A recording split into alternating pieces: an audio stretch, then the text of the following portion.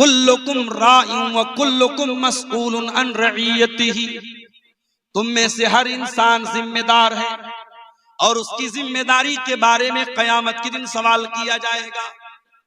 फर्रजुल राइन अला अहली बैतिही, आदमी अपने घर वालों का जिम्मेदार है और घर वालों के बारे में उसको हिसाब देना पड़ेगा। वल मरातु राइयतुन अला बैति ज़ौजिहा, और औरत अपने घर की जिम्मेदार है, घर के अंदर क्या चल रहा है औरत से पूछा जाएगा। तू 5 टाइम की नमाज पढ़ती थी, तेरी जवान बेटी रात में क्या करती थी? तेरी जवान बेटी के पास ये महंगा फोन कहां से आया? ये 2-2 हजार का पर्स कहां से आया? तेरी जवान बेटी घर से निकलती थी, सुबह आती थी, शाम को तूने कभी पलट के पूछा नहीं तू कहां गई थी? पूछा जाएगा औरत से, पूछा जाएगा बाप से, पूछा जाएगा मां से। अगर मां बनी हो, अगर बाप बने हो तो आंखें बंद करके न बैठो मेरे भाइयों, जिम्मेदार माँ बाप बनो। अल्लाह ताला ने बहुत बड़ी जिम्मेदारी आपके कंधे पे डाली। लोग हदीस सुनाते हैं माँ के पैरों के नीचे जन्नत है, बाप जन्नत का दरवाजा है। वो हदीस है, बिल्कुल सही हदीस है, मैं मानता हूं, मगर एक और हदीस आपको सुनाता हूं, सुन लीजिए। माँ के पैरों के नीचे जन्नत है, बाप जन्नत का दरवाजा है, मगर ये हदीस भी कान खोल के सुन लेना। अल्लाह के प्यारे नबी फरमाते हैं, सही मुस्लिम की रिवायत है, मा मिन अब्दिन यस्तरईहिल्लाहु रईयतन सुम्मा यमूतु यौमा यमूतु व हुवा गाशुन लिरईयतिही इल्ला हर्रमल्लाहु अलैहिल जन्नह। जो इंसान उसके कंधे पर अल्लाह ताला कोई जिम्मेदारी डाल दे, उसको गार्जियन बना दे, उसको बाप बना दे, उसको माँ बना दे, उसको छेला दे दे, उसको मैं दे दे, वो बेटी का बाप बन जाए, वो बेटे का बाप बन जाए, ये जिम्मेदारी अल्लाह ताला उसके कंधे पे डाल दे और फिर वो मर जाए इस हाल में कि अपने दायित्व का निर्वहन नहीं कर रहा था, अपनी रिस्पॉन्सिबिलिटी को पूरा नहीं कर रहा था, अपनी जिम्मेदारी को अदा नहीं कर रहा था, बाप होने का फर्ज नहीं निभा रहा था, माँ होने का फर्ज नहीं निभा रही थी, क्या होगा उसका? हर्रमल्लाहु अलैहिल जन्नह, उस माँ के ऊपर, उस बाप के ऊपर जन्नत हराम है, हराम है, हराम है। अल्लाह, जन्नत हराम है। आप कहते हैं माँ के पैरों के नीचे जन्नत है, आप कहते हैं बाप जन्नत का दरवाजा है। अल्लाह के नबी कहते हैं अगर बाप ने बाप होने का हक अदा नहीं किया, अगर माँ ने माँ होने का हक अदा नहीं किया, तो उस माँ के लिए जन्नत हराम है, उस बाप के लिए जन्नत हराम है। मेरे प्यारे साथियों, आज मसला क्या है? आज सबके पास मोबाइल है, घर में बच्चों के पास भी मोबाइल, माँ के पास भी मोबाइल, बाप के पास भी मोबाइल है। आज के बच्चों को माँ बाप मोबाइल के जरिए उनकी परवरिश कर रहे हैं। बच्चा खाना नहीं खा रहा है, माँ ने मोबाइल थमा दिया, बच्चा रो रहा है, माँ ने मोबाइल थमा दिया। 3 साल से लेकर के 80 साल तक के आदमी के, इंसान के हाथ में मोबाइल है। आज बाप के पास बच्चों के तरबियत के लिए टाइम नहीं, आज माँ के पास बच्चों की तरबियत के लिए टाइम नहीं है। अरबी का एक शायर कहता है, लैसल यतीमु मन इंतहा अबवाहु मिन हम्मिल हयाती व खल्लफाहु जलीला। यतीम वो नहीं है जिसके माँ बाप उसे छोड़ के चले जाएं, अनाथ वो नहीं है, अनाथ वो नहीं है, यतीम वो नहीं है जिसके माँ बाप उसको छोड़ के चले जाएं। इन्नल यतीम हुवल्लज़ी तल्का लहू उम्मन तकल्लत औ अबम मशगूला। अरे यतीम तो वो है जिसकी माँ के पास उसके लिए समय न हो, जिसके बाप के पास उसके लिए टाइम न हो। हजरत लुकमान का नाम सुना है आपने? कौन थे वो कोई नबी नहीं थे, कोई पैगंबर नहीं थे। वो लुकमान एक अल्लाह के नेक बंदे थे। उनके नाम पर कुरान में पूरी एक सूरत उतार दी गई, सूरह लुकमान। भाई लुकमान के अंदर ऐसी क्या खास बात थी? वो नबी भी नहीं थे, पैगंबर भी नहीं थे, रसूल भी नहीं थे, उनके नाम पे कुरान में सूरत क्यों उतर गई? अल्लाह कहता है वलक़द आतैना लुकमानल हिकमा, हमने लुकमान को बड़ा बुद्धिमान बनाया था, बड़ा हमने उनको अक्लमंद बनाया था, बहुत हिकमत वाला बनाया था, बहुत उनके अंदर विजडम थी, हिकमत थी, उनके अंदर बड़ी समझदारी थी।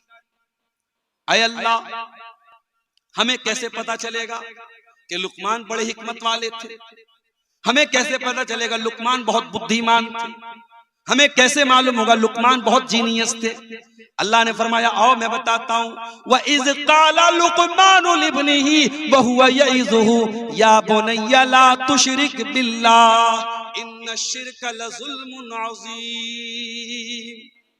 लुकमान समझदार थे, जीनियस थे, बुद्धिमान थे। क्यों? क्योंकि लुकमान अपने बच्चे को नसीहत करते हैं, अपने बच्चे की तरबियत करते हैं, अपने बच्चे को प्यार से समझाते हैं और कहते हैं, मेरे बच्चे, अल्लाह के साथ कभी शिर्क मत करना, अल्लाह के साथ कभी शिर्क मत करना। इस दुनिया का सबसे बड़ा पाप क्या है? शिर्क।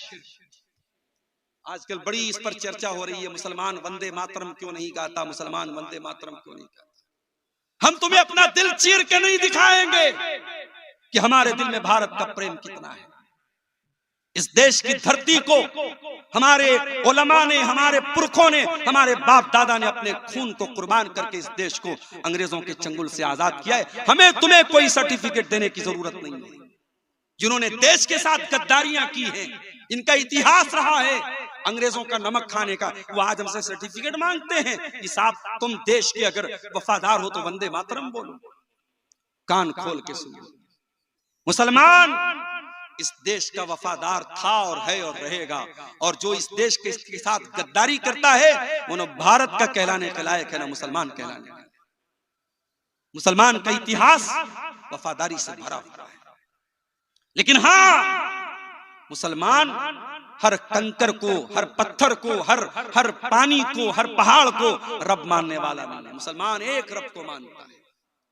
मुसलमान नमाज पढ़ता है, पांचों टाइम की नमाज में 17 बार वो अल्लाह के सामने ये कमिटमेंट करता है, ये इकरार करता है, इय्याका नअबुदु व इय्याका नस्तईन।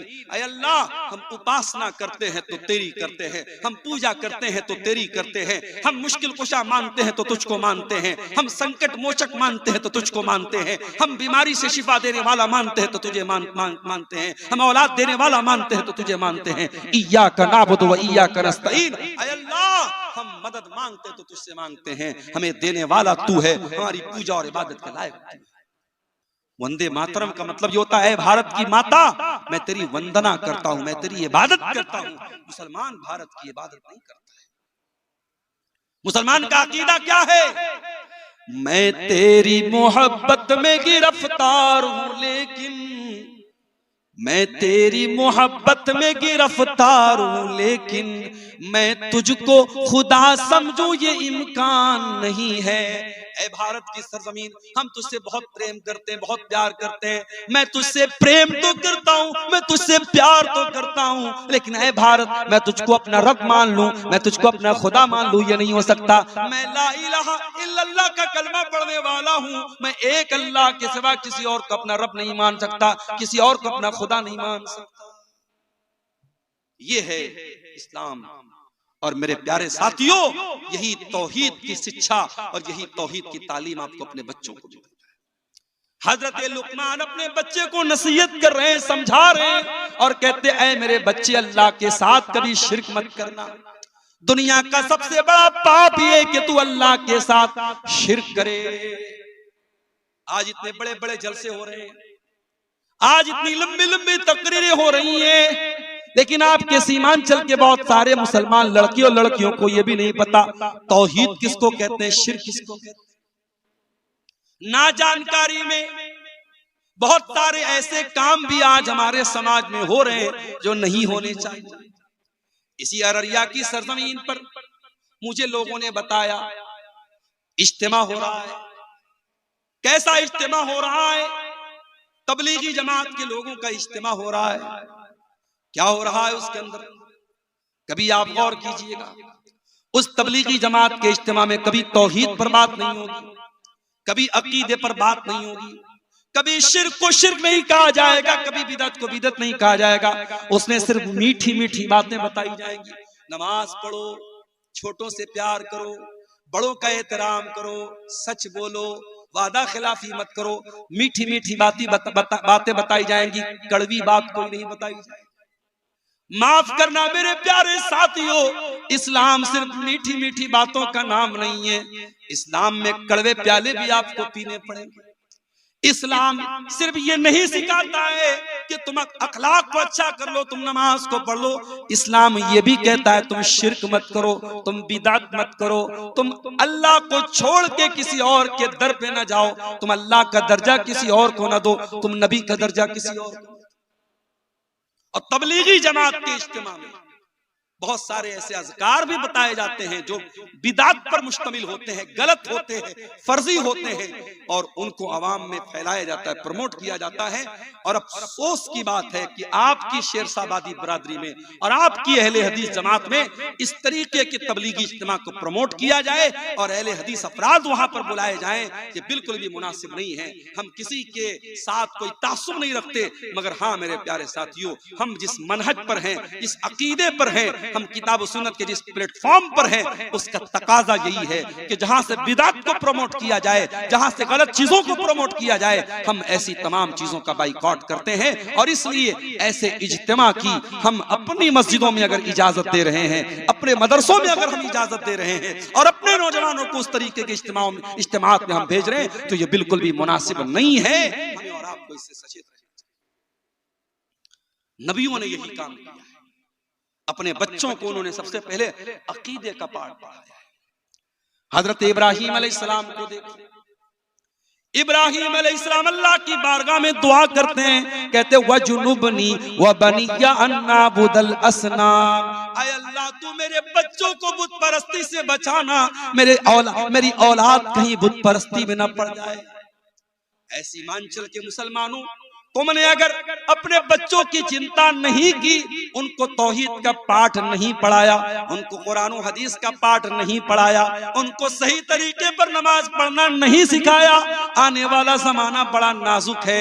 उनको कोई अपने रंग में रंग देगा, कोई अपनी विचारधारा में लपेट लेगा, कोई अपने मसलक और अकीदे में लपेट लेगा। अपने बच्चों का ईमान बचा के चलो, अपने बच्चों को तौहीद सिखा के चलो, अपने बच्चों को सही तरीके पर नमाज सिखाते हुए चलो। कई जगहों पर मैं गया, पूरा गांव अहले हदीस का है। बच्चा मुझसे मुसाफा करने आया, बच्चे ने दोनों हाथ से मुसाफा किया। मैंने पूछा भाई ये कौन सा गांव है? लोगों ने बताया मौलाना साहब ये पूरा गांव अहले हदीसों का गांव है, शेरशाबादी गांव। मैंने कहा बच्चा दोनों हाथ से मुसाफा क्यों कर रहा है? क्या इसको ये नहीं बताया गया कि सुन्नत तरीका ये है एक हाथ से मुसाफा किया जाए? लोगों ने कहा मौलाना साहब इसके बाप फला जगह रहते हैं, वहां दो हाथ से मुसाफा का रिवाज है, वहीं ये बच्चा भी रहता है, इसलिए वहीं से वो चीज सीख करके आया।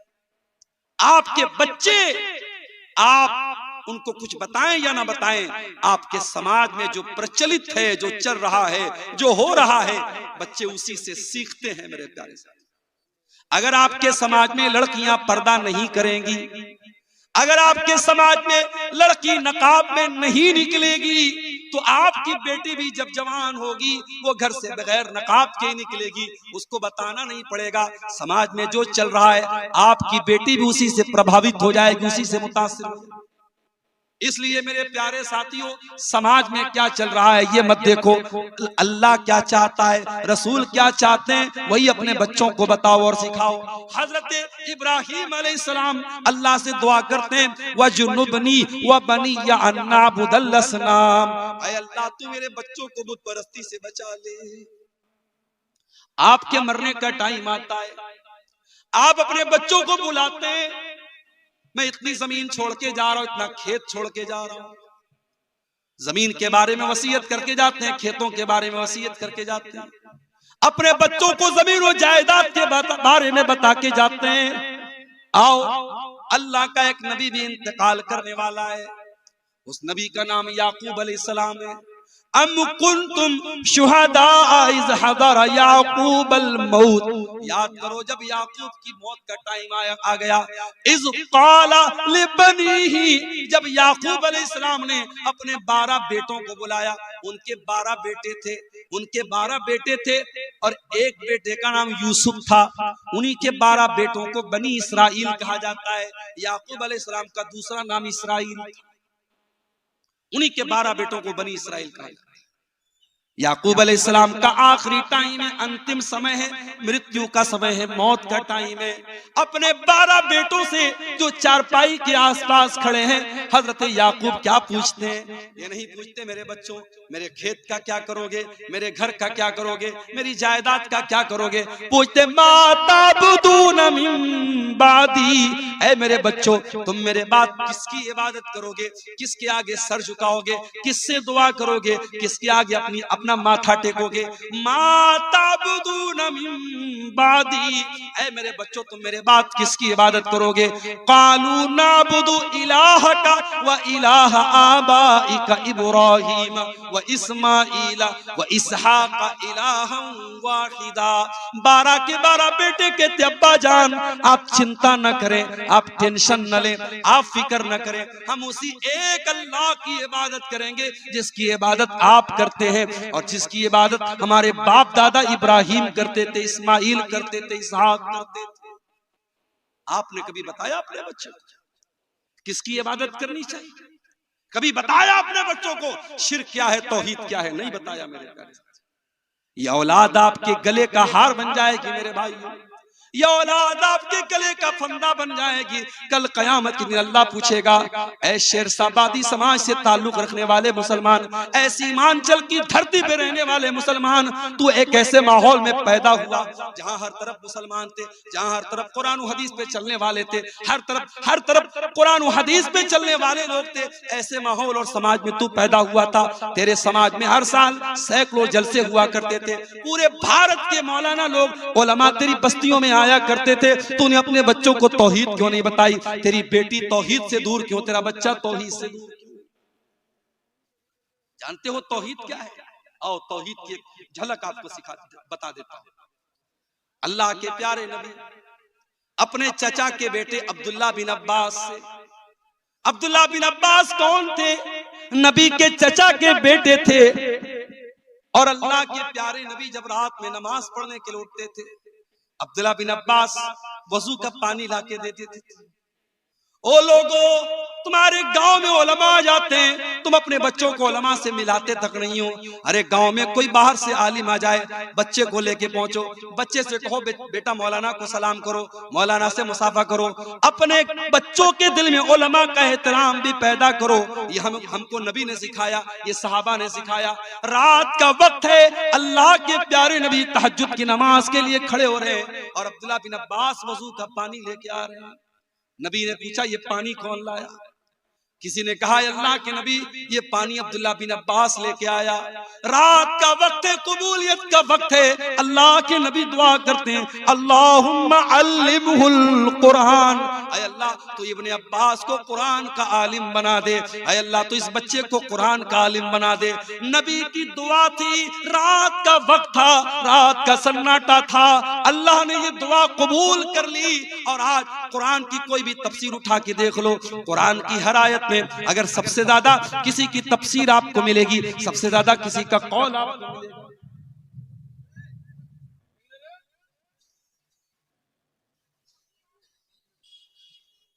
सबसे ज्यादा किसी का कौल आपको मिलेगा तो अब्दुल्ला बिन अब्बास का मिलेगा। इनको तर्जुमानुल कुरान कहा जाता है, इनको हब्रुल उम्मा कहा जाता है, इनको उम्मत का सबसे बड़ा आलिम कहा जाता है, सबसे बड़ा स्कॉलर कहा जाता है। अब्दुल्ला बिन अब्बास नबी अकरम के चचा के बेटे हैं, नबी अकरम सल्लल्लाहु अलैहि वसल्लम के भाई हैं और अल्लाह के प्यारे नबी सल्लल्लाहु अलैहि वसल्लम सवारी के ऊपर सवार हैं और पीछे अब्दुल्ला बिन अब्बास बैठे हैं और 8 साल के या 10 साल के बच्चे हैं अब्दुल्ला बिन अब्बास।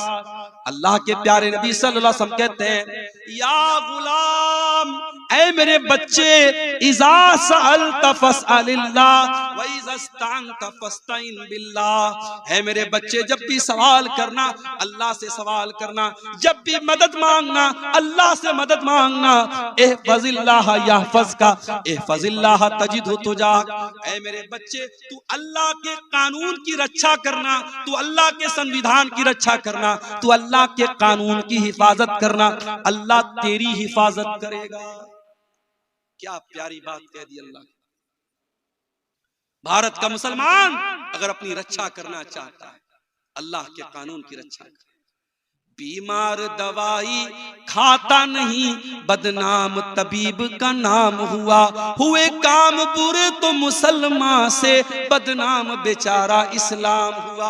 हम कदम कदम पे अल्लाह के कानून को तोड़ रहे हैं, हम अल्लाह के कानून से बगावत कर रहे हैं, और उसके बाद हम ये शिकायत कर रहे हैं अल्लाह हमारी रक्षा क्यों नहीं कर रहा, अल्लाह हमारी हिफाजत क्यों नहीं कर रहा। अल्लाह के नबी अब्दुल्लाह बिन अब्बास से कहते हैं, एहफज़िल्लाह यहफज़का, तू अल्लाह की हिफाजत कर, अल्लाह तेरी हिफाजत करेगा। एहफज़िल्लाह तजिदहु तुजाहक, तू अल्लाह की हिफाजत कर, अल्लाह तेरे सामने होगा। जब तू अल्लाह के दीन की हिफाजत करेगा, जब तू अल्लाह के कानून की हिफाजत करेगा, जब तू अल्लाह के हलाल को हलाल जानेगा, जब तू अल्लाह के हराम को हराम जानेगा, ऐ मेरे बच्चे, अल्लाह तेरी मदद को हमेशा तेरे सामने होगा। और अगला जुमला सुन लो, ओ बिहार के मुसलमानों, बड़ी चिंता में पड़े हो, अब क्या होगा तब क्या होगा।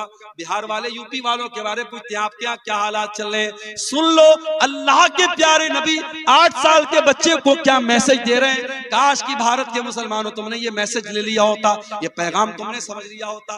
अल्लाह के नबी कहते हैं, वअलम अन्नल उम्मत लविज्तमाअत अला अन यनफऊक बिशैइन, ऐ मेरे बच्चे, सारी दुनिया मिल करके अगर तुझे कोई फायदा पहुंचाना चाहे, ला यनफऊका, तो तुझे कोई फायदा नहीं पहुंचा सकती, इल्ला बिशैइन कद कतबहुल्लाहु लक, सिवाय उसके जो तेरी तकदीर में लिखा है। तकदीर से बढ़ के तुझे कोई फायदा मिलने वाला, कोई लाभ मिलने वाला, कोई प्रॉफिट मिलने वाला नहीं है। और अल्लाह ने अगर तेरे मुकद्दर में कोई नुकसान लिख दिया है, सारी दुनिया मिलकर के तुझे उस नुकसान से नहीं रोक सकती। उतना ही नुकसान तुझको पहुंचेगा जितना नुकसान अल्लाह ने तेरी तकदीर में लिख दिया है। रुफियतिल अक़लाम व जफ़्फ़तिस सुहुफ़, अल्लाह ने तकदीर का जो कलम, जिस कलम से तकदीर को लिखा था, वो कलम उठा लिए गए, और तकदीर जिस कागज पे लिखी गई वो कागज सूख चुका है। तकदीर फाइनल हो चुकी है, अब तकदीर चेंज होने वाली नहीं है। मेरे प्यारे साथियों, अल्लाह के नबी 8 साल के बच्चे को ये सबक, आपका बच्चा आपके साथ खाना खाने बैठता है, आपने अपने बच्चे को कितनी मर्तबा खाना खाने का तरीका बताया। हजरत सलमा कहते हैं, मैं अल्लाह के नबी के साथ बैठा हुआ था, मैं बाएं हाथ से खाना खाने लगा। अल्लाह के प्यारे नबी ने फरमाया, कुल बे यमीनिक, ऐ बच्चे दाहिने हाथ से खाना खा, वकुल बिस्मिल्लाह, और बिस्मिल्लाह पढ़ के खाना खा, वकुल मिम्मा यलीका, और अपने सामने से खाना खा, पूरी प्लेट में तू हाथ मत घुमा। हजरत सलमा कहते हैं, अल्लाह के प्यारे नबी ने मुझे खाने का जो तरीका बता दिया, सारी जिंदगी मुझे वो तरीका याद रहा, और उसी तरीके पर मैं खाना खाता रहा। बच्चों की आप तरबियत जैसी करेंगे मेरे प्यारे साथियों, बच्चे उसी सांचे में ढलते चले जाएंगे। और ये भी याद रखिए, औलाद को सुधारना है तो पहले अपने आप को सुधारना। अगर आप नशा करेंगे, बच्चे से बीड़ी मंगवाएंगे, बच्चे से सिगरेट मंगवाएंगे, बच्चे से मधु मंगवाएंगे, बच्चे से गुटखा मंगाएंगे, बच्चा आपको जो चीजें ला के दे रहा है, कल वो चीजें अगर बच्चा खुद इस्तेमाल कर रहा है तो इसमें हैरान होने की कोई जरूरत नहीं है। आप अगर अपने बच्चों को सिगरेट से रोकना चाहते हैं, बीड़ी से रोकना चाहते हैं, गुटखा से रोकना चाहते हैं, तो आपको खुद रुकना पड़ेगा। और मैं कहना चाहूंगा अपने समाज के उन नौजवानों से जो किसी भी प्रकार का नशा करते हैं, चाहे वो शराब का नशा हो, चाहे वो ड्रग्स का नशा हो, चाहे वो सिगरेट का नशा हो, चाहे वो बीड़ी का नशा हो, चाहे वो गुटखा का नशा हो, अपने नौजवानों से कहना चाहूंगा, क्यों अपने आप को हलाक कर रहे हो, क्यों अपने शरीर को बर्बाद कर रहे हो। अरे ये नशा करते करते इस एक दिन तुम बर्बाद हो जाओगे, तुम्हारा शरीर छलनी हो जाएगा, न तुम बीवी के काबिल बचोगे, न बच्चों के बाप बनने के काबिल बचोगे, न जमीन पे चलने के काबिल बचोगे। जाओ कैंसर हॉस्पिटलों में जाके देखो, सिगरेट पीने वाले और गुटखा खाने वाले हजारों की तादाद में आपको कैंसर की बीमारी में मुब्तला मिलेंगे। क्यों?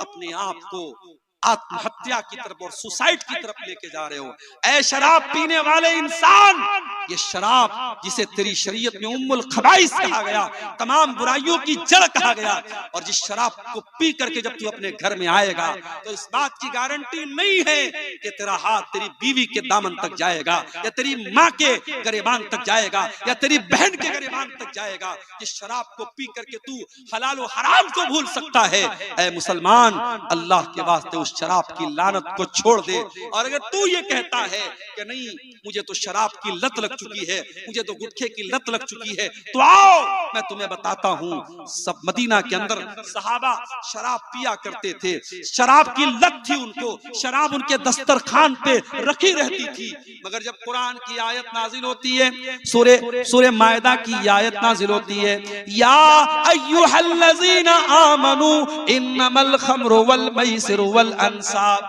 ऐ ईमान वालो, ये शराब, ये जुआ, वल अज़लाम, और ये किस्मत का हाल मालूम करने के लिए जो तुम पासे फेंकते हो, इन्नमल खम्रु वल मैसिरु वल अज़लाम, फरमाया ये तमाम की तमाम चीजें रिजसुम मिन अमलिश शैतान, ये आस्ताने वल अंसाब, ये आस्ताने, ये सब गंदे काम है, शैतान के काम है। फजतनिबूहु लअल्लकुम तुफलिहून, ऐ ईमान वालो शराब से बचो, जुए से बचो, इन तमाम हराम चीजों से बचो, तुम कामयाब तभी हो सकते हो। इन्नमा युरीदु शैतानु अन युकिया बैनकुमुल अदावत वल बग़ज़ा फिल खम्रि वल मैसिर, ऐ ईमान वालो शैतान तो यही चाहता है तुम शराब पी के बहक जाओ, तुम जुए के चक्कर में एक दूसरे को मारना पीटना शुरू कर दो, तुम शराब पियोगे तो एक दूसरे से लड़ाई करोगे, झगड़ा करोगे। व यसुद्दकुम अन ज़िक्रिल्लाहि व अनिस सलाह, शैतान तो यही चाहता है तुम शराब के चक्कर में नमाज छोड़ दो, तुम जुए के चक्कर में नमाज छोड़ दो। फहल अंतुम मुंतहून, तो ऐ ईमान वालो तुम शराब को छोड़ोगे या नहीं छोड़ोगे, तुम नशे को छोड़ोगे या नहीं छोड़ोगे। जब कुरान की आयत नाज़िल हुई, नबी के साहबा ने ऐलान कर दिया, इंतहाइना इंतहाइना, ऐ अल्लाह हम शराब को अब हाथ नहीं लगाएंगे, हम जुए को अब हाथ नहीं लगाएंगे। सहाबा ने अपने घर से शराब के बर्तन निकाल दिए, शराब के प्याले निकाल दिए, जिस घड़े में वो शराब रखते थे, जिस बर्तन में वो शराब रखते थे, उन्होंने बर्तन को भी तोड़ दिया, बर्तन को भी फेंक दिया। तुम ये कहते हो हमको लत लग गई, सहाबा को भी लत थी, मगर जब अल्लाह की मोहब्बत और रसूल की मोहब्बत आ जाए मेरे प्यारे साथियों, उसके बाद इंसान कोई बहाना नहीं करता है, कोई एक्सक्यूज नहीं करता है।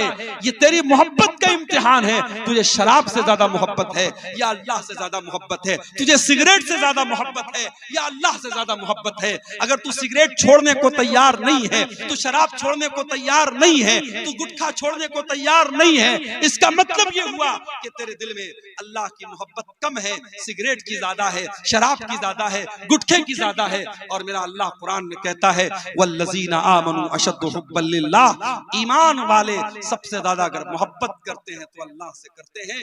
आपको अपने ईमान का जायजा लेने की जरूरत है, अपने ईमान पर नजरसानी करने की जरूरत है। औलाद की तरबियत करो मेरे भाई, औलाद को नेक बनाना है, पहले अपने आप को नेक बना लो।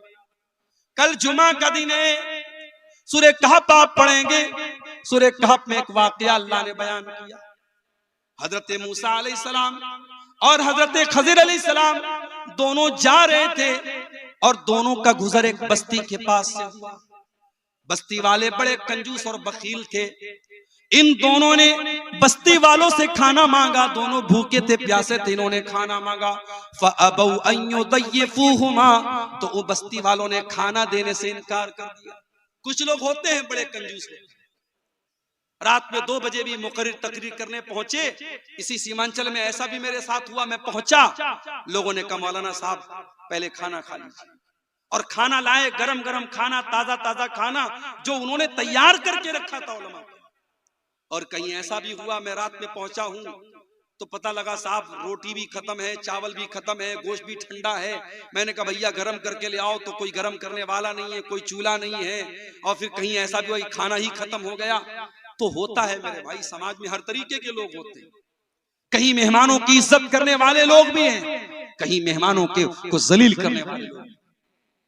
कहीं ऐसा भी हुआ आलिम पहुंचा है, लोगों ने उसको हाथों हाथ लिया है। कहीं ऐसा भी हुआ है आलिम को पहुंचने में देर हो गई तो लोगों ने कहा है कि अगर हमारा बस चलता तो रस्सी में बांध करके आलिम को मारेंगे और पीटेंगे। इसी सीमांचल में ऐसा भी हुआ है मेरे साथ। तो होता है, ये दुनिया में दस्तूर रहा है, अच्छे लोग भी हैं, बुरे लोग भी हैं। मूसा अलैहिस्सलाम और हजरत खजीर अलैहिस्सलाम दोनों नबी हैं, पैगंबर हैं, और दोनों बेचारे भूखे प्यासे हैं। खाना मांगा, बस्ती वालों ने कहा कि हम खाना तुमको नहीं खिला सकते। दोनों बेचारे भूखे प्यासे बैठे हुए। फवजदा फीहा जिदारन युरीदु अन यनक़ज़्ज़ा, दोनों ने देखा कि गांव के अंदर एक मकान की दीवार बिल्कुल टेढ़ी हो गई है, गिरने वाली है। दोनों ने देखा कि दीवार गिरने वाली है। फ़अक़ामा, हजरत खजीर खड़े हुए और उन्होंने दीवार को सीधा कर दिया। इसका मतलब कि हजरत खजीर बड़े बॉडी बिल्डर थे। ऐ नौजवानों, अगर आपके आसपास में कोई जिम है तो जिम जाओ, जिम नहीं है तो दौड़ लगाओ, डंबल उठाओ, अपनी बॉडी को मजबूत बनाओ, अपनी बॉडी को, अपने शरीर को मजबूत बनाओ। ऐ नौजवानों, अपने शरीर को मजबूत बनाओ, ताकतवर बनो। गुटखा खा करके अपने शरीर को बर्बाद न करो, गंदी फिल्में देख करके अपने शरीर को बर्बाद न करो, ज़िना और बदकारी करके अपने शरीर को और ज़मीर को बर्बाद न करो, ताकतवर बनो। हजरत खजीर ताकतवर थे, उन्होंने अपने हाथ से दीवार को ठीक कर दिया।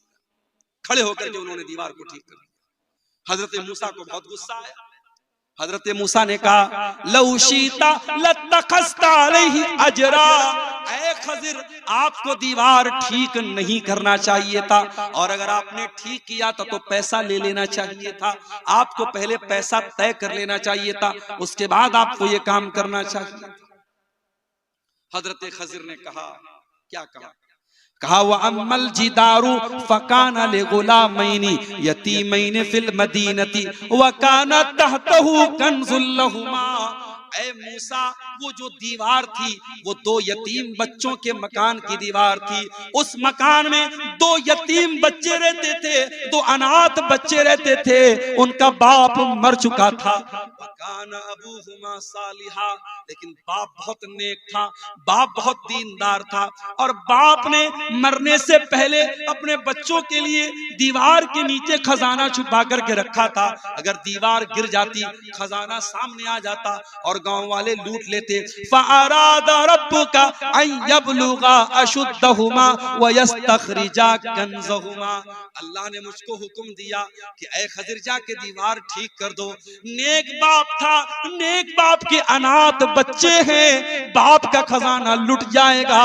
अल्लाह ने मुझको उनके खजाने को बचाने का हुक्म दिया।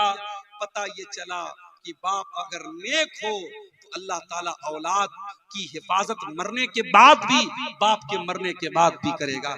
ऐ औलाद के लिए जमीन खरीदने वालों, ऐ जायदाद खरीदने वालों, ऐ LIC की पॉलिसी लेने वालों, ऐ लाइफ इंश्योरेंस कराने वालों, ऐ बीमा कराने वालों, आओ मैं तुमको सबसे बेहतरीन इन्वेस्टमेंट बता रहा हूं। सबसे क्यों डिस्टर्ब? कोई बच्चा है क्या? हटा दीजिए ना उसको वहां से। आप अगर अपने बच्चों के लिए इन्वेस्टमेंट करना चाहते हैं मेरे प्यारे साथियों, सबसे बड़ा इन्वेस्टमेंट क्या है? आप खुद नेक बन जाएंगे। और एक बात बोलूं, जब हम नेक बनेंगे तो इंशाअल्लाह जन्नत में भी विद फैमिली जाएंगे। जब मेरे घर में शादी का कार्ड आता है और शादी पर लिखा रहता है अब्दुल गफ्फार सलफी विद फैमिली, तो बच्चे बहुत खुश हो जाते हैं कि आज हमें अपने अब्बू के साथ, अपने पापा के साथ हमें शादी में जाना है, दावत में जाना है। अभी नेपाल में एक प्रोग्राम था मेरा, बहुत दिनों से फैमिली की ख्वाहिश थी कि कभी नेपाल की साइड में, सीमांचल की साइड में उनको लेके चलूं। तो नेपाल में प्रोग्राम था, मैंने छोटी वाली बच्ची को ले लिया और अहलिया को ले लिया। अब जब वहां पहुंचा हूं गांव में, ऐसा लगा कि गांव के लोगों ने पहली मर्तबा किसी औरत को देखा है। मेरी वाइफ जहां जिस घर में ठहरी थी, पूरे गांव की औरतें वहां आके लाइन से कमरे में जा रही हैं और मेरी वाइफ को देख रही। मेरी वाइफ बेचारी परेशान, लंबा सफर करके आई है, वो आराम करना चाह रही, कंबल ओढ़ रही है, औरतें आके कंबल हटा रही, नहीं हमें आपको देखना है। मेरी वाइफ परेशान। और उसके बाद नेपाल में भी यही हाल हुआ। फिर उसके बाद अगले दिन इंडिया में, अररिया में, उसी बॉर्डर के करीब में प्रोग्राम था, वहां भी यही हाल हुआ। मेरी वाइफ ने कहा कि आज के बाद आप मुझको लेके मत आइए। बच्ची को लेके मैं स्टेज पर पहुंचा, अब यूट्यूबर लोगों को मौका मिल गया, फोटो लेने लगे बच्ची के साथ मेरा। अगले दिन यूट्यूब पे थंबनेल आ गया, अब्दुल गफ्फार सलवी अपनी बेटी को लेके आया, नेपाल में अपनी बेटी को लेके आया। अब ये बेचारे थंबनेल बनाने वाले ये भी इनको नहीं मालूम कि हम लेके आया लिखना चाहिए कि लेके आना आए लिखना चाहिए, और बेटी आया कि बेटी आई। जिनको आया और आई का फर्क नहीं पता, वो भी बेचारे यूट्यूबर बन गए, चैनल बना लिया और हर गली नुक्कड़ पे यूट्यूबर बन गए हैं। और हम अगर बोलते हैं तो अब बुरा भी लगता है। शायर कहता है कि आप ही अपनी अदाओं पे जरा गौर करें, हम अगर अर्ज करेंगे तो शिकायत होगी। यूट्यूबर बने आप, लेकिन थोड़े जिम्मेदारी के साथ बने। मैं बार बार कहता हूं कि थंबनेल अच्छे हों, ढंग के हों, जो लाइन लिखें आप ठीक ठाक लिखें। अब किसी तकरीर में मैंने कहा कि भाई औरत को मेकअप नहीं करना चाहिए, तो अब यूट्यूबर लोग थंबनेल पे खूबसूरत औरत का, लिपस्टिक वाली औरत का फोटो लगा के नीचे लिखते हैं, मेकअप करने वाली औरतों का अंजाम क्या होगा। एक साहब ने मुझको फेसबुक पर कमेंट में कहा कि ये आपने तकरीर बहुत अच्छी की, लेकिन औरत का फोटो क्यों लगाया। मैंने कहा भैया कसम ले लो, मैंने नहीं लगाया, यूट्यूबर हजरात लगाते, भाई मैं इसका जिम्मेदार नहीं हूँ।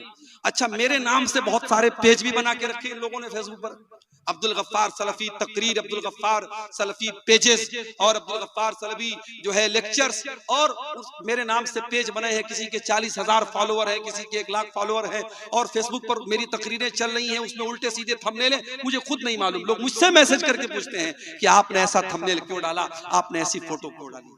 तो मेरे प्यारे साथियों, हम अच्छी जगहों पे जाते हैं, परिवार लेके जाते हैं। दार्जिलिंग आपके यहाँ से करीब है, आप कभी दार्जिलिंग घूमने जाते हैं, बीवी को लेके जाते हैं, बच्चों को लेके जाते हैं। कभी आप आगरा का ताजमहल देखने जाते हैं तो बीवी को लेके जाते हैं। आप नहीं चाहते हैं कि जन्नत में भी आप जाएं तो सब परिवार जाएं, अपने परिवार के साथ जाएं, अपनी फैमिली के साथ जाएं। अगर आप जाना चाहते हैं तो आइए, मैं तरीका आपको बताता हूं, कुरान आपको तरीका बताता है। वल्लज़ीना आमनू वत्तबअतहुम ज़ुर्रिय्यतुहुम बिईमानिन अलहक़ना बिहिम ज़ुर्रिय्यतहुम वमा अलतनाहुम मिन अमलिहिम मिन शै। अगर बाप ईमान वाला है, बाप अगर नेक है, बाप अगर दीनदार है, अल्लाह ताला जन्नत में उसकी औलाद को उसके साथ मिला देगा। अल्लाह परिवार के साथ रखेगा, अल्लाह बेटों को बाप के साथ रखेगा। अगर बाप दीनदार है और औलाद भी अपने बाप के तरीके पर चल रही है। सऊदी अरब की सरजमीन पर एक बहुत पैसे वाला आदमी था, उसने एक दुकान खोली। दुकान का नाम उसने अलबैक रखा। अलबैक में उसने एक चिकन को फ्राई करके बेचना शुरू किया। अब आपके सीमांचल में तो चिकन का मतलब वही सालन बना दो, ढेर सारा झोल डाल दो और नमक डाल दो, ये साहब हो गया। देसी मुर्गा अच्छे, पोल्ट्री अच्छे। आप उसको मुर्गे को बनाने के बहुत सारे तरीके आते हैं। मैं तो कभी कभी कहता हूं, आप अपने घर की औरतों को बताइए भाई, खाना और भी तरीके से सालन बनता है, और भी तरीके से चिकन बनता है, एक ही तरीका है। मछली कभी आपके यहाँ खाओ, बिल्कुल ठंडी मछली लेके आते हैं। मैं कहता हूँ भैया ठंडी मछली क्यों? कहते मौलाना साहब हमारे यहाँ ठंडी ही खाते हैं। भैया हम लोग गर्म खाते। कहीं जाओ तो लोग कहते हैं मौलाना साहब रोटी खावे ना चावल खावे। हम कहा दोनों खाबो, हम दोनों खाबो, चावल भी खाबो रोटी भी खाबो, हम लोग दोनों खाते हैं भाई। मछली लाए, मछली में आंख भी लगी है। मैंने पूछा भाई ये आंख लगी है, कम से कम आंख तो निकाल देते। बोले मौलाना मछली खाएगा तो आंख मजबूत होगा। मैंने कहा लो भैया, हमारे यहाँ छोटी मछली भी हो तो उसकी आंख निकाल देंगे, पेट की गंदगी निकाल देंगे, या पूरी मछली बना देंगे। फिर जब प्लेट में आएगी, एक बहुत पहले मैं 2009 से आपके सीमांचल में आ रहा हूँ, एक बार प्रोग्राम में आया, एक जगह देसी मुर्गा बना था। अब मुर्गे का जो पैर होता है, पैर तो बनाते हैं आप लोग, अच्छी बात है, पैर के साथ साथ उसका नाखून भी गलती से उसमें रह गया। अब नाखून मैंने देखा साहब, मुझे तो बिल्कुल अजीब सा लगा। कई दिनों तक तो मुझे मुर्गा खाने का मन ही नहीं करता। तो खाना बनाने के भी बहुत सारे तरीके होते हैं। आप अपने घर की औरतों को बताएं, आज यूट्यूब पर मौजूद है, आप चिकन बनाने के सैकड़ों तरीके हैं। आप अलग अलग रेसिपीज से बनाएं मेरे प्यारे साथी, अलग अलग तरीके से आप बनाएं। आप देखें कि खाने पीने के ये तरीके जो होते हैं, ये आपको, आपकी फैमिली को, आपके परिवार को मेरे प्यारे साथियों अच्छे लगते हैं। और इंसान जब अच्छी चीजें खाता है सोचता है परिवार के साथ खाऊं।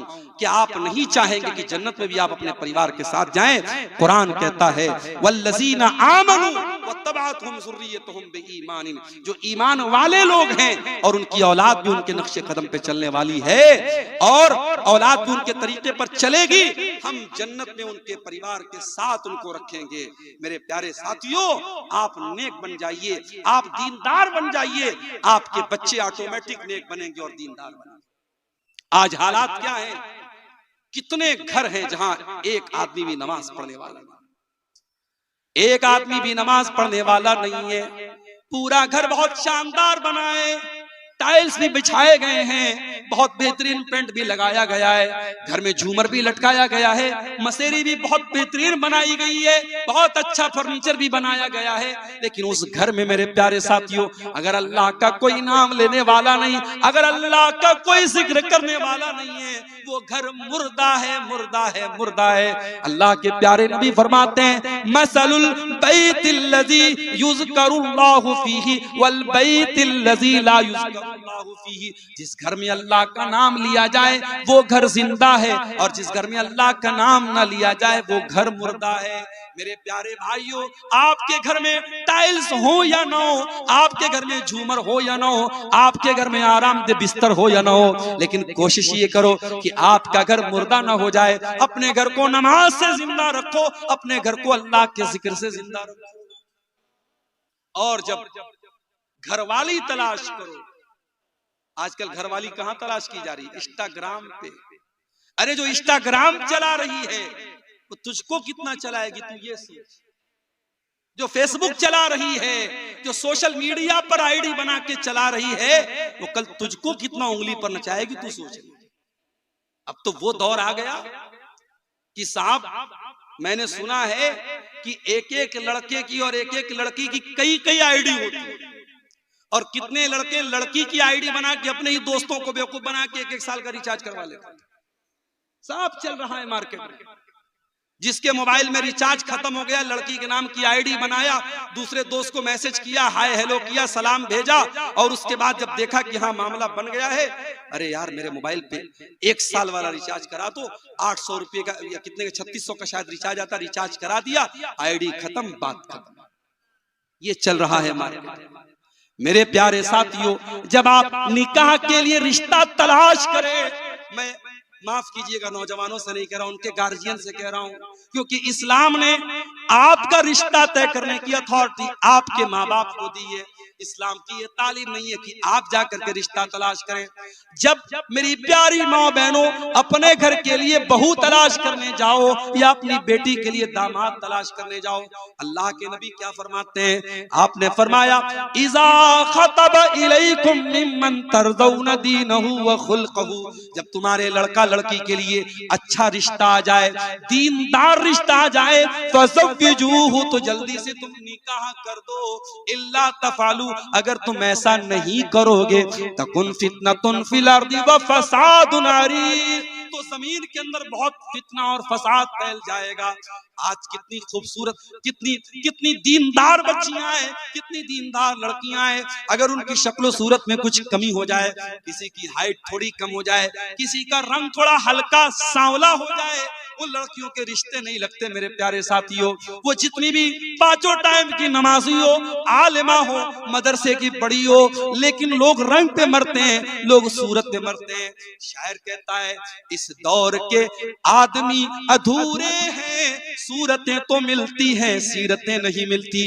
इस दौर के लोगों ने आज सूरतों को मेयार बना के रखा है, सीरत को मेयार नहीं बनाया है। नतीजा ये है कि अच्छी दीनदार और कैरेक्टर वाली बच्चियां बेचारी वो बैठी हैं, और जो कैरेक्टरलेस है, खूबसूरत है, उसकी खूबसूरती पे लोग मर मिटे हैं।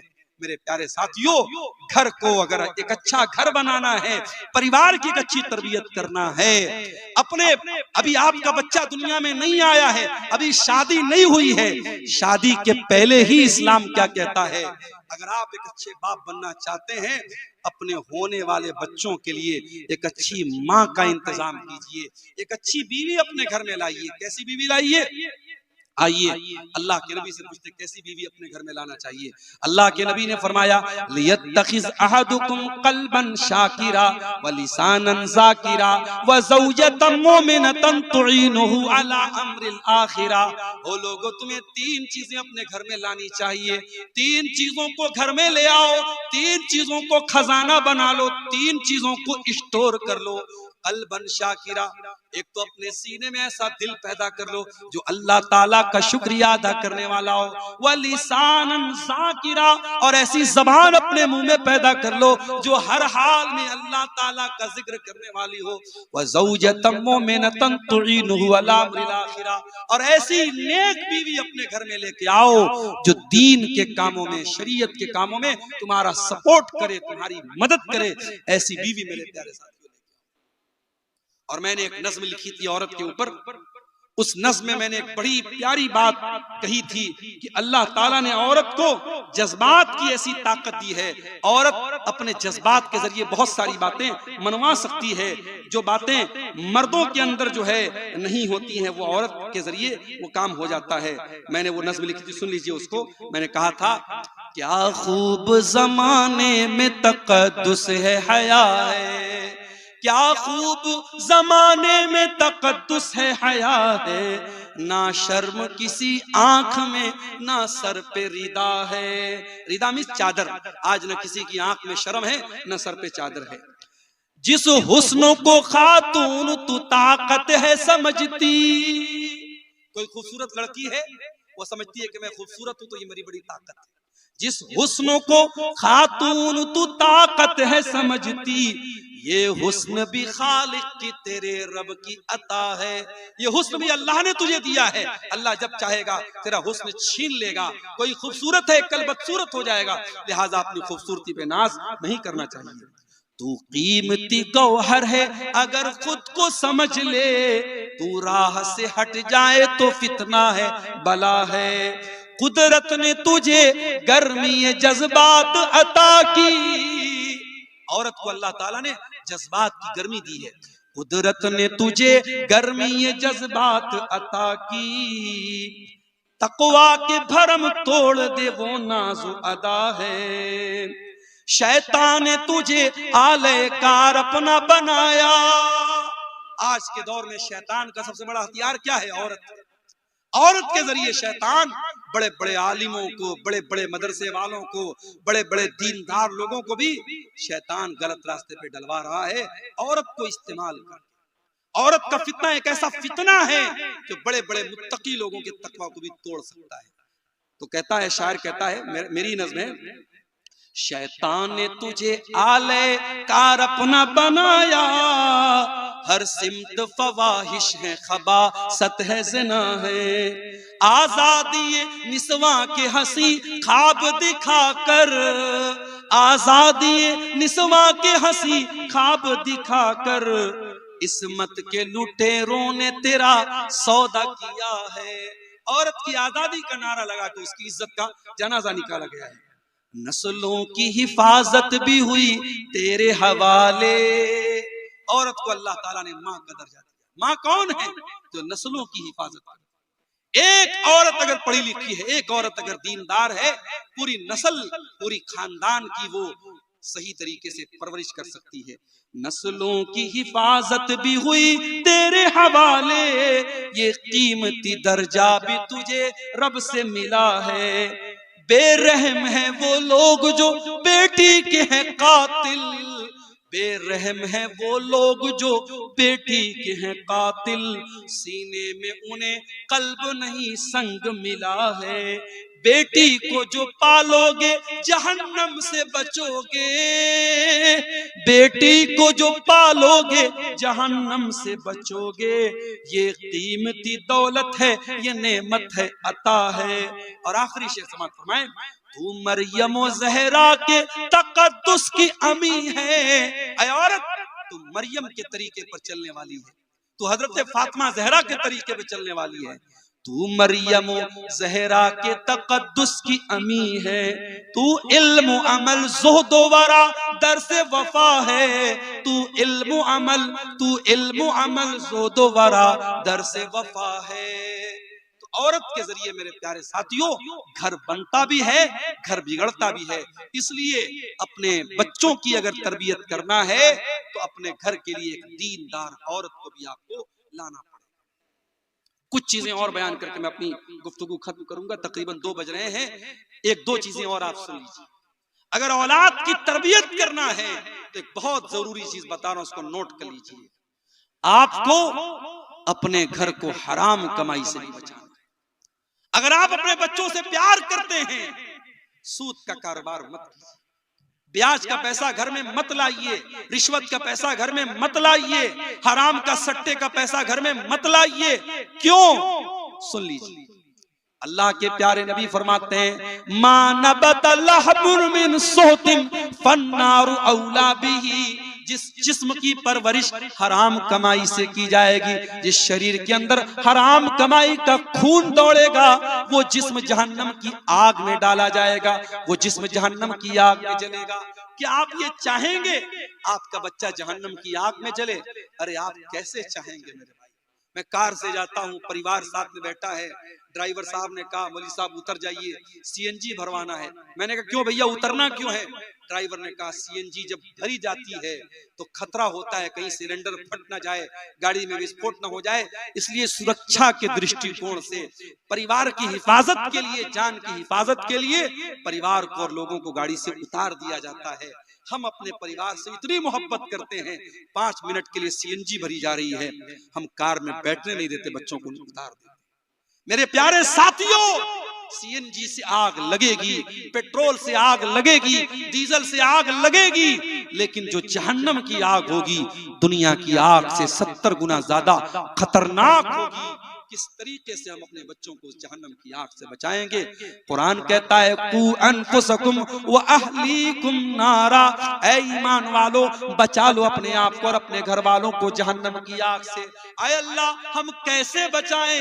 हजरत अली फरमाते हैं, अल्लिमुहुम व अद्दिबुहुम। अपने बच्चों को तालीम दिलाओ, अपने बच्चों को अदब दिलाओ। मुझे मालूम है इसी सीमांचल के कुछ बच्चे हमारे बनारस में भी पढ़ते हैं, जामिया सलफिया बनारस में, और हमारे मदरसे में जहां मैं पढ़ाता हूं, जामिया सलफिया की शाख है वो मदरसा, वहां भी पढ़ते हैं बच्चे। आसान नहीं होता है। बहुत सारे बच्चे ऐसे भी होते, मैं जानता हूं, पर्सनली उनको जानता हूं, बेचारे वो जामिया में पढ़ भी रहे हैं और अलग से कोई काम भी कर रहे हैं, ताकि माँ बाप गरीब हैं, खेती करने वाला बाप है, किसान बाप है, बाप किसी तरीके से परिवार को चला रहा है, बच्चे को पढ़ाई करना है, माँ बाप पर बोझ नहीं बनना चाहता है, पढ़ाई के साथ साथ वो एक्स्ट्रा काम कर रहा है अपने आप को चलाने के लिए। मेरे प्यारे साथियों, ऐसे भी तालीम हासिल करके कोई सलफी बना है, कोई मदरी बना है, कोई तैमी बना है, कोई सनाबली बना है, कोई मोहम्मदी बना है। ये बच्चों को जो आप आलिम बनाते हैं, या दीन का इल्म सिखाते हैं, या अदब सिखाते हैं, या बच्चियों को किसी अच्छे बनात के इदारे में आप डाल के उनको आलिमा बनाते हैं, ये भी जहन्नम की आग से बचाने का एक तरीका है। मेरे प्यारे साथियों, अगर हमें और आपको अपने बच्चों की तरबियत करना है, अल्लाह ताला कुरान में कह रहा है, अपने बच्चों को जहन्नम की आग से बचाओ। हमें इसके लिए भी इंतजाम करना चाहिए। मेरे साथी, हराम कमाई से अपने परिवार को बचाना है और जहन्नम की आग से अपने बच्चों को बचाना है। और एक दुआ अल्लाह ने सिखाई है कुरान के 26वें पारे में, जिसकी उम्र 40 साल की हो चुकी है। जो जाहिर है, जब आदमी 40 साल का होता है, बेटे बड़े हो जाते हैं, बेटियां बड़ी हो जाती हैं, हो सकता है एक आध दो बेटे की शादी भी कर देता है, क्योंकि आपके सीमांचल में तो शादी बहुत जल्दी हो जाती है।